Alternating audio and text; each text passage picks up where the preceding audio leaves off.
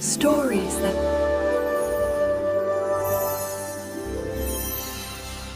गांव से थोड़ी दूरी पर एक सुनसान रास्ते पर खड़ी थी एक जर्जर हवेली। उसकी दीवारों से झड़ता हुआ चूना, टूटी फूटी खिड़कियां और हवा के झोंकों से बजती खड़खड़ाहट हर किसी को भीतर तक डरा देती थी। गांव के लोग कहते थे कि वहां से गुजरते हुए अक्सर रात को किसी के चीखने और कराहने की आवाज़ें आती हैं। बच्चे तो दिन में भी उस ओर नहीं जाते थे। लोग फुसफुसाते थे, ये हवेली खून से रंगी है। भाई ने अपने ही भाई को धोखा दिया था यहाँ। रामू और श्यामू दो सगे भाई थे। दोनों का बचपन इसी गांव में बीता। रामू बड़ा भाई था, शांत, सीधा सादा और मेहनती। श्यामू छोटा भाई था, चतुर, चालाक और लालची स्वभाव का। पिता हरदम कहते, रामू, तू बड़ा है, तुझे श्यामू का सहारा बनना होगा। रामू हंसकर जवाब देता, अरे बापू, ये मेरा भाई है, मेरी जान से प्यारा। मैं तो इसे अपनी आंखों की तरह संभालूंगा। बचपन में दोनों खेतों में खेलते, तालाब में नहाते और गांव के मेले में हाथ पकड़कर घूमते। माँ अक्सर कहती, मेरे लाल कभी अलग नहीं होंगे।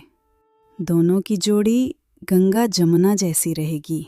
लेकिन समय कब इंसान को बदल देता है, कोई नहीं जानता।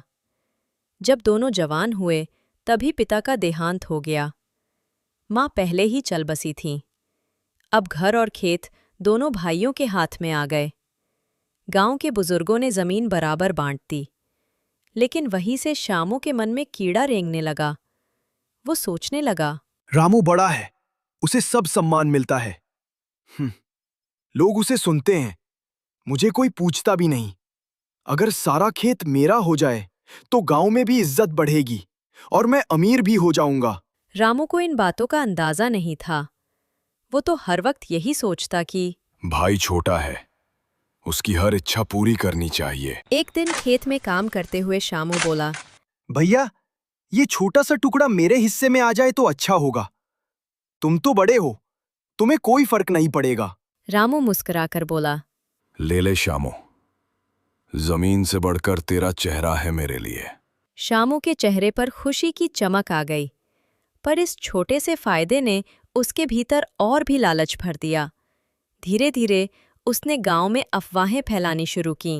रामू खेती नहीं संभाल पाता, नुकसान कर देगा। रामू की समझ कमजोर है, उससे अच्छा मैं खेत संभालूं। गांव वाले कभी कभी रामू से पूछते, सुना है तेरे खेत में कर्ज चढ़ गया है?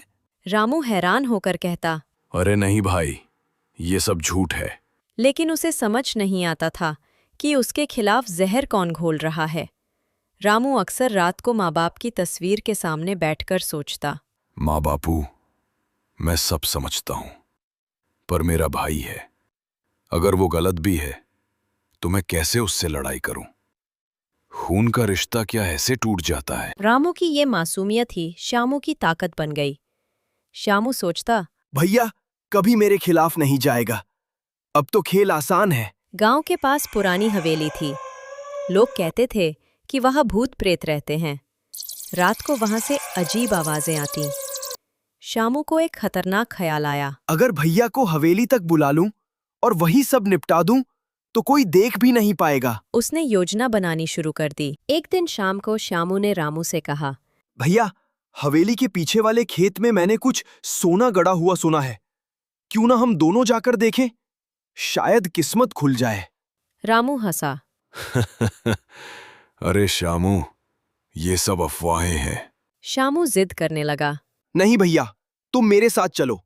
देखो, अगर सच निकला तो हमारा घर सुधर जाएगा। रामू ने सोचा, भाई की जिद है, मान लेनी चाहिए। उसने हामी भर दी। सूरज ढलने लगा। आकाश लालिमा से भर गया। दोनों भाई हवेली की ओर बढ़े। रास्ते में झाड़ियां थीं। सूखी घास में झिंगुरों की आवाज गूंज रही थी। रामू बोला, श्यामू, ये जगह तो डरावनी लग रही है।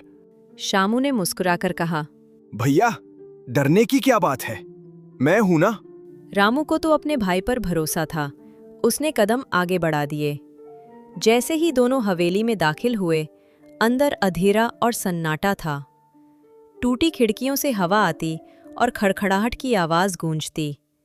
रामू बोला, श्यामू, जल्दी काम निपटा कर चले, मुझे अच्छा नहीं लग रहा। शामू आंखों में चमक लिए बोला। हाँ भैया, अब सब निपटी जाएगा।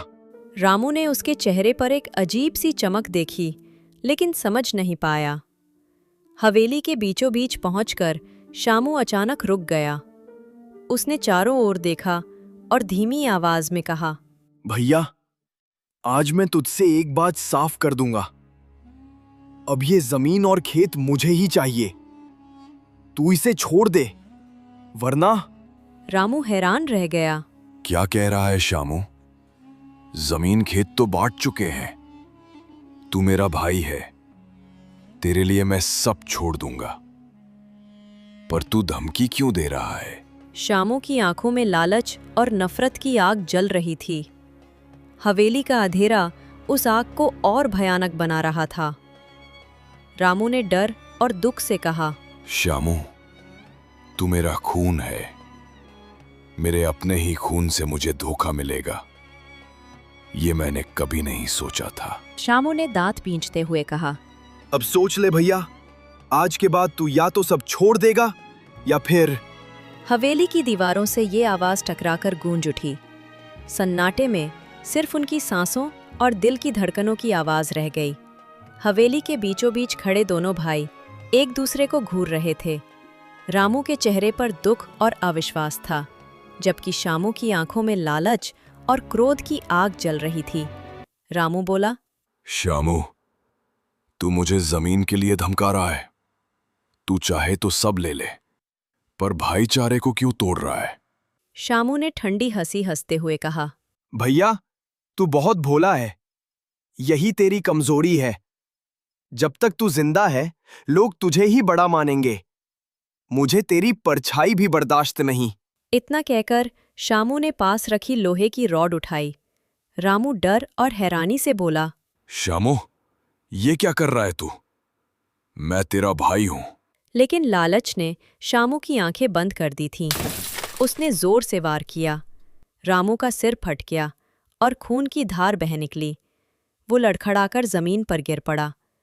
रामू ने कांपती आवाज में कहा, श्यामू, मैंने तो तुझे हमेशा अपना बेटा माना।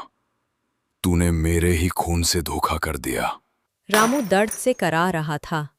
उसने जमीन से उठने की कोशिश की, पर शामू ने उसे फिर धक्का दिया। शामू की आंखें पागलों जैसी हो गईं। उसने लगातार वार करना शुरू कर दिया।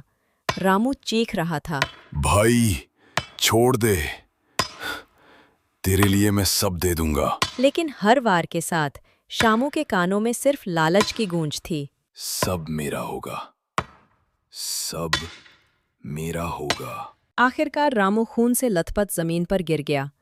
उसकी सांसें धीमी हो रही थीं। उसने कांपते हाथों से जमीन छूकर कहा, श्यामू, मैं मरते दम तक तेरा भला ही चाहता रहूंगा, पर तुझे मेरा श्राप है।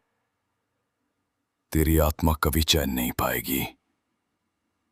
जिस हवेली में तूने मुझे मारा, वही तेरी कब्र भी बनेगी। इतना कहकर रामू की आंखें बंद हो गईं। शामू ने चैन की सांस ली, पर तभी हवेली की दीवारों में से एक भयानक गूंज उठी। धोखेबाज भाई। शामू घबरा गया। उसने चारों ओर देखा, लेकिन वहां कोई नहीं था। खून से सनी जमीन से जैसे किसी की कराह उठ रही थी। उस रात जब शामू घर पहुंचा तो उसे लगा कि उसके पीछे कोई आ रहा है। जब भी वो आंखें बंद करता, उसे रामू की चीख सुनाई देती, श्यामू, तूने अपने ही खून से धोखा किया। अगली सुबह गांव वाले पूछने लगे। रामू कहाँ है? शामू ने झूठ बोल दिया। वो शहर चला गया है, काम की तलाश में। लेकिन कुछ दिनों बाद लोगों को शक होने लगा। किसी ने हवेली के पास खून के धब्बे देखे। किसी ने रात को वहां से चीखें सुनी। गांव का बुजुर्ग बोला, ये सब बेकार की बातें नहीं हैं। कोई बड़ा गुनाह हुआ है हवेली में। शामू अब और घबराने लगा। रात को जब शामू सोता तो उसे लगता कोई उसके कमरे में खड़ा है। दीवारों पर परछाइयां हिलती, खिड़की से हवा आती और उसमें से रामू की आवाज सुनाई देती। भाई, मैं लौट आया हूँ। एक रात उसने पानी पीने के लिए घड़ा उठाया तो उसमें खून भरा दिखा। शामू चीख पड़ा और बाहर भाग गया। पूरा गांव जाग उठा। लोग कहने लगे, ये रामू की आत्मा है, उसे धोखा दिया गया है। धीरे धीरे शामू का मानसिक संतुलन बिगड़ने लगा। वो खेतों में अकेला चिल्लाता, रामू, मैंने तुझे मारा नहीं, तू खुद चला गया था। गांव वाले डर कर उससे दूरी बनाने लगे। हवेली अब और डरावनी हो गई। वहां से अक्सर रात को किसी के रोने की आवाज आती। लोग कहते, रामू की आत्मा अब भी वहीं भटक रही है। एक रात शामू हवेली में गया और चीखने लगा, भैया, अगर तेरा साया है तो सामने आ, मुझे माफ कर दे। अचानक हवेली की दीवारों से तेज हवा चली। दरवाजे खुद ब खुद बंद हो गए। शामू ने देखा कि सामने रामू खून से लथपथ खड़ा है। रामू की आत्मा बोली, श्यामू, तूने खून किया है, अब यही हवेली तेरी कब्र बनेगी। अगली सुबह गांव वालों ने देखा, शामू हवेली में मरा पड़ा था। उसकी आंखें फटी हुई थीं, जैसे उसने कोई भयानक मंजर देखा हो। उसके बाद से हवेली को लोग और भी डर से देखने लगे। किसी ने कहा, रामू का श्राप पूरा हुआ। किसी ने कहा, शामू की आत्मा अब हवेली में चीखती है। आज भी गांव वाले हवेली के पास से गुजरते हैं तो धीमे स्वर में बोलते हैं, धोखेबाज भाई,